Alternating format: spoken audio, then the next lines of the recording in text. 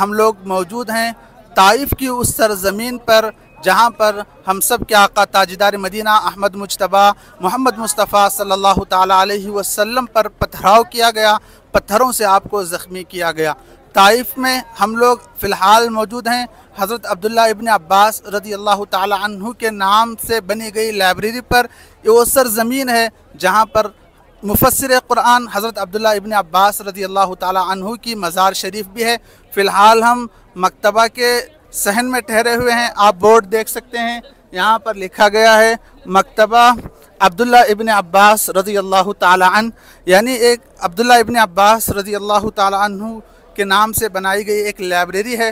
جو کبھی چالو رہتی ہے اور کبھی بند رہتی ہے۔ ہماری قسمت میں نہیں ہے کہ ہم دیکھیں، فی الحال یہ بند ہے، بند چل رہی ہے۔ ہم باہری سے اس کی زیارت کریں گے، اور یہ جو لائبریری ہے اسی کے بازو ہی میں